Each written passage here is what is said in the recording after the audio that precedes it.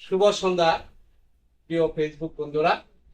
আমরা আজকে আমার শান্ত এবং সাকিবকে নিয়ে চেষ্টা করব গুণের নামতা ছাড়া শুধু রেখা টেনে কিভাবে গুণ করা যায়।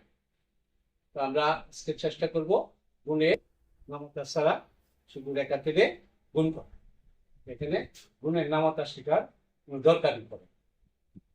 তো আমরা চেষ্টা করি। যদি আমাদের ভিডিওটা পছন্দ হয় দয়া করে একটা ফলো দিয়ে দিতে পারেন, লাইক, কমেন্ট অথবা শেয়ার করতে পারেন। এরকম একটা গুণের সমস্যা বোর্ডে তুমি লিখতে পারো, সেটা আমি রেখা টেনে সমাধান করি।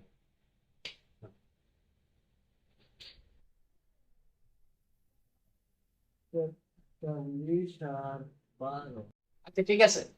আর শান্ত লিখছে এখানে 43 12, 43 and 12। আমি বাংলাতে করি 43 গুণ 12। এই গুণটা আমরা শুধু রেখা টেনে সমাধান করি। শান্ত দেখো, এখানে 43, প্রথম আছে 4, আর এখানে 4টা রেখা, 3 4। একটু স্পেস রেখে, একটু ফাঁকা জায়গা রেখে এখানে আছে 3টা 3, এখানে নেবো আমরা 3টা, 2 3। এই 43কে গুণ করতে হবে গুণক 12। 12 প্রথম সংখ্যা হলো 1, আমরা একটা রেখা টানব। আর 12 দশকের স্থানের সংখ্যা হলো, একক স্থানের সংখ্যা হলো 2, এখানে আমরা 2টা রেখা টানব। তারপর দেখো এখানে কয়টা ডট পাইতেছি আমরা, 1 2 3 4 5 6।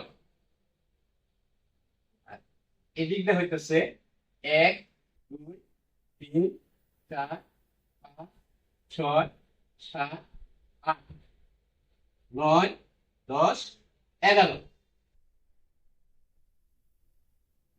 আর এখানে হইতেছে 1 2 3 4। এখানে আমরা কত পেলাম, 6। সমান দেখি 6। এখানে 11, 11 থেকে আমরা একক স্থানে 1 এখানে নাও, 1 এই হাতের 1 4-এর সাথে যোগ করে নাও, 516। 43কে 12 দিয়ে গুণ করলে আমরা কত পেলাম, 516। আমরা আমাদের প্রচলিত পদ্ধতি অনুযায়ী এখানে করে দেখাই।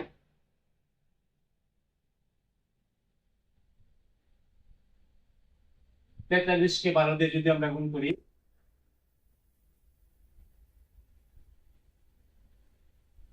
3 দুগুণে 6, 4 দুগুণে 8, 0 3 4 4, 6 8 3 11 1 4 1 5 516।